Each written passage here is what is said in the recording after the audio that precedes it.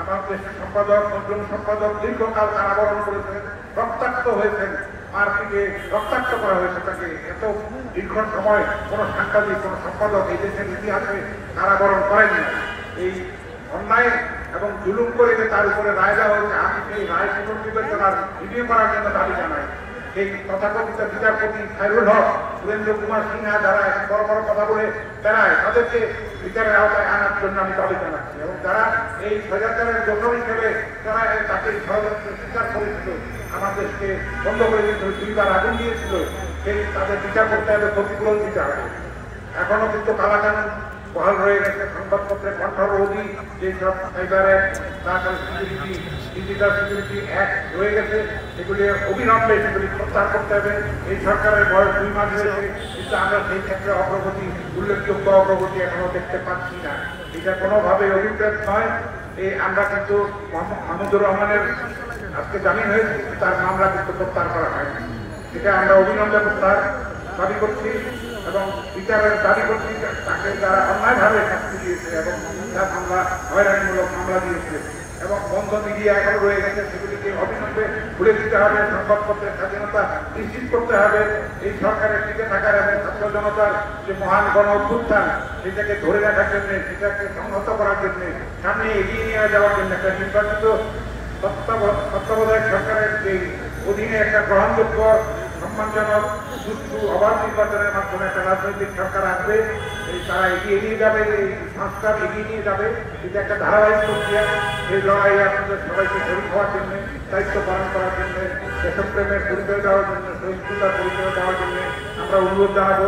সেই প্রত্যয় এবং অঙ্গীকার হোক আজকে আমাদের এই সংগ্রামী সমাবেশের অঙ্গীকার। দৈনিক আমার দেশ সহ সকল বন্ধ মিডিয়া খুলে দেওয়ার দাবিতে বাংলাদেশ ফেডারেল সাংবাদিক ইউনিয়ন ও ঢাকা সাংবাদিক ইউনিয়ন আয়োজিত আজকের এই বিক্ষোভ সমাবেশের সংগ্রামী সভাপতি, বাংলাদেশ ফেডারেল সাংবাদিক ইউনিয়নের ভারপ্রাপ্ত সভাপতি জনাব ওয়াহিদুর রহমান সাহেব, উপস্থিত বাংলাদেশ ফেডারেল সাংবাদিক ইউনিয়নের সংগ্রামী মহাসচিব জনাব কাদের গনি চৌধুরী, ঢাকা সাংবাদিক ইউনিয়নের সংগ্রামী সভাপতি জনাব মোহাম্মদ শহীদুল ইসলাম, উপস্থিত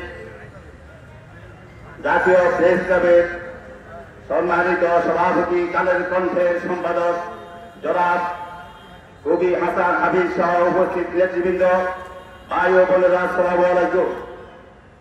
ভাইরা আমার, অত্যন্ত দুঃখ এবং ভারাক্রান্ত হৃদয় আজকে এই প্রথমবারের মতো আমরা সমাবেশ করছি। আমার সাড়ে দশকের সাংবাদিকদের অধিকার আদায়ে যিনি নেতৃত্ব দিয়েছিলেন, যিনি এই দেশে গণতন্ত্র প্রতিষ্ঠার জন্য আন্দোলন করেছিলেন, যিনি আমাদের অভিভাবক হিসেবে সামনের সারিতে থেকে সাংবাদিক সমাজের নেতৃত্ব দিয়েছিলেন, আমাদের সেই নেতা জনাব রুহুল আমিন গাজী আজকে আমাদের মাঝে নেই। তার উপস্থিতিতে আজকের এই সমাবেশ করছি। বন্ধুরা আমার, আপনারা সকলেই জানেন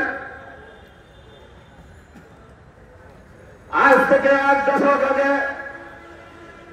জনাব মাহমুদুর রহমান তার পত্রিকায় দৈনিক আমার দেশে কলম লিখেছিলেন,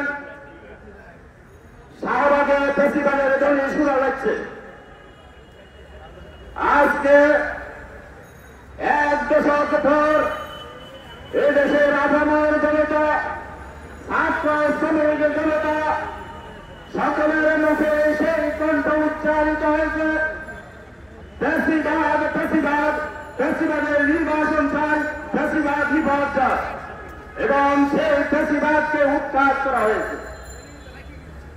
বন্ধুরা আমার, আজ থেকে 1 দশক আগে যিনি এই কথাটি বলেছিলেন, তাকে আজও মামলা 120টি মামলার কারণে নিয়ে তাকে ঘুরে বেড়াতে হচ্ছে এবং তার বিরুদ্ধে দায়েরকৃত সকল মিথ্যা মামলা প্রত্যাহারের দাবিতে আয়োজিত আজকের এই বিক্ষোভ সমাবেশের সভাপতি, বাংলাদেশ ফেডারেল সাংবাদিক ইউনিয়নের ভারপ্রাপ্ত সভাপতি জনাব ওবায়দুর রহমান শাহীন, উপস্থিত প্রধান অতিথি এদেশের বরেণ্য রাজনীতিবিদ, বাংলাদেশ জাতীয়তাবাদী দলের সিনিয়র যুগ্ম মহাসচিব, রাকসুর সাবেক ভিপি অ্যাডভোকেট রুহুল কবির রিজভী আহমেদ, উপস্থিত বাংলাদেশ ফেডারেল সাংবাদিক ইউনিয়নের মহাসচিব, রাজপথের আন্দোলনের অন্যতম লড়াকু সৈনিক, ফাঁসিবাদ বিরোধী আন্দোলনের রাজপথের সূর্যবাদক ঢাকা জনাব কাদের গনি চৌধুরী,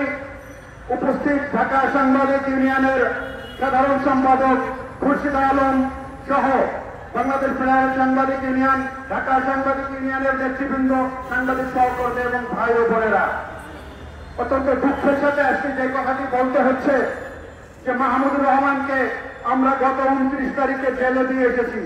তার মামলা বাতিলের জন্য তাকে আমরা কোর্টে নিয়ে গিয়েছিলাম। তাকে জামিন বাতিল করে জেলে পাঠানো হয়েছে।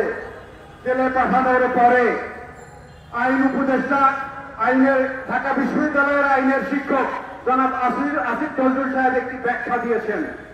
আমরা আসিফ নজরুল সাহেবের কাছে একটি প্রশ্ন করতে চাই, আপনাদের সরকারের আইন উপদেষ্টা হয়েছেন, সেটি কোন আইনের বলে আপনার আইন উপদেষ্টা হয়েছেন? আইন দেখাচ্ছেন কেন আমাদের আজকে? আজকে আপনার আইন দেখে আমাদেরকে জেলে পুরেছেন। আজকে মাহমুদুর রহমানের বিরুদ্ধে শতাধিক মামলা। এই বিপ্লবের পরে যে উপদেষ্টা পরিষদ গঠন হয়েছে, কথা ছিল যে নির্বাহী আদেশের মধ্য দিয়ে 2009 সালের পরে সাংবাদিকদের বিরুদ্ধে, রাজনৈতিক নেতৃবৃন্দের বিরুদ্ধে যতগুলো মিথ্যা মামলা হয়েছে সব মিথ্যা মামলাকে প্রত্যাহার করা হবে। আপনার আইন দেখে আজকে মাহমুদুর রহমানকে জেলে পাঠিয়ে দিয়েছেন। সেই জাতীয় প্রেসক্লাব থেকে পর্যন্ত ব্রিটিশ হাসিনার নির্দেশে যাকে গ্রেপ্তার হতে হয়েছিল আমাদের প্রিয় নেতা অ্যাডভোকেট রুহুল কবির আহমেদ, উপজাতির ঢাকা সম্মেলনের সুযোগ্য সভাপতি মোহাম্মদ শহীদুল ইসলাম, সাধারণ সম্পাদক খুরশিদ আলম, আমাদের একশো ছাত্র নেতা বিএনপি স্বেচ্ছাসেবক বিজয় সম্পাদক এবং আমাদের সাংবাদিকদের সবসময় পাশে থাকেন জনাব মীর সহকারী সবুজ সমাজ সাংবাদিক নেতৃবৃন্দ, সাংবাদিক সহকর্মীবৃন্দ, আসসালামু আলাইকুম। বক্তব্য বিষয় নেই। আজকে আমরা এখানে দাঁড়িয়েছি আমাদের সব বন্ধ মিডিয়া করে দেওয়ার দাবিতে।